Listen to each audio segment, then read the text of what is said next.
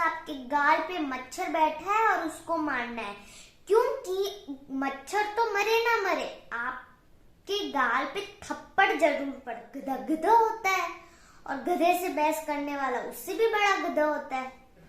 नमस्कार दोस्तों, आप सभी का ज्ञानोलॉजी विद रितिका मेटा में बहुत बहुत स्वागत है, जहाँ पर आपको मिलेगा ज्ञान, वो भी लॉजिक के साथ।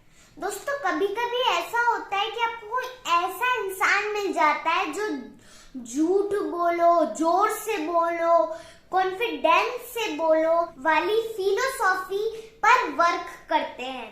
आपको 100% श्योरिटी है कि आगे वाला गलत है, तो आप उसको करेक्ट ही करोगे कि भाई तू गलत है, ये सही है।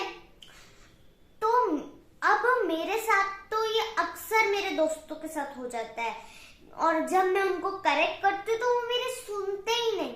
अब ऐसे ही एक दिन मेरे भाइयों के साथ में बैठकर टीवी देख रही थी, तो उसको क्या सूझी कि उसने पंखा चालू कर दिया।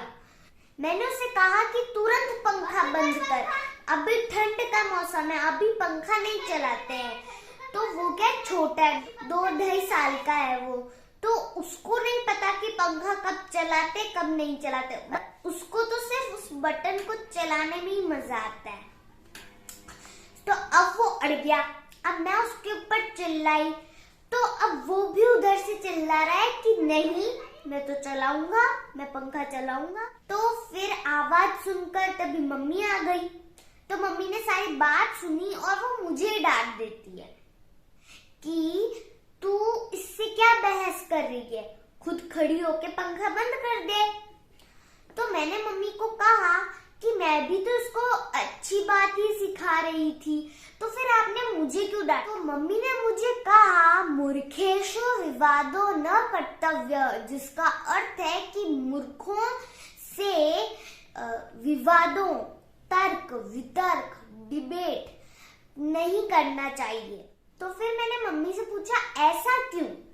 तो मम्मी ने मुझे कहानी सुनाई जिसमें चीता और गधा थे। तो एक दिन चीते का उपवास था, तो वो किसी को खा नहीं रहा था, वो खा नहीं सकता था। तो फिर गधा ने क्या सोचा कि ये तो मुझे मार सकता नहीं है, तो वो चीता के पास जाके बोलता है कि घास नीली होती है। तो चीता बोलता है नहीं घास हरी होती है। फिर वापस गधा बोलता है नहीं घास नीली होती है। तो चीता वापस बोलता है नहीं घास हरी होती है, और दोनों के बीच में ऐसे लड़ाई हो जाती। तो फिर दोनों जंगल के राजा के पास चले जाते हैं, शेर के पास। शेर ने चीता से पूछा कि क्या हुआ? तो चीता बोलता है कि मैं इसको बोल रहा हूँ घास हरी होती है, तो ये मान ही नहीं रहा है। तो फिर शेर गधा से पूछता है कि तुम क्या कहते हो? तो फिर गधा कहता है मैं इसको बोल रहा हूँ कि घास नीली होती है, तो ये मेरी बात ही नहीं सुन रहा है।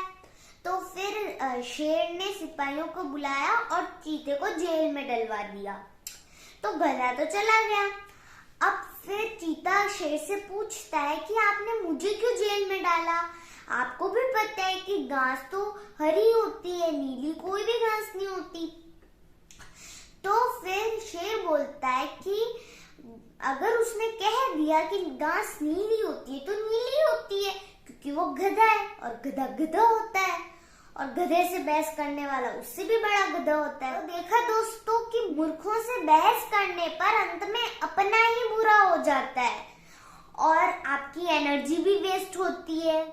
तो फिर मैंने मम्मी से पूछा क्या मेरा भाई मूर्ख है? तो मम्मी कहती नहीं वो मूर्ख तो नहीं है, लेकिन तू जो उसको समझा रही है वो उसको वो समझने में अभी ना समझ है, उसे सर्दी और गर्मी के बीच का अंतर नहीं मालूम। तो अभी उसको ये समझाना कि ठंड में पंखा चलाते हैं या नहीं चलाते हैं, ये समझाना उसी तरह हुआ कि जैसा आपके गाल पे मच्छर बैठा है और उसको मारना है, क्योंकि मच्छर तो मरे ना मरे, आपके गाल पे थप्पड़ जरूर पड़ती है।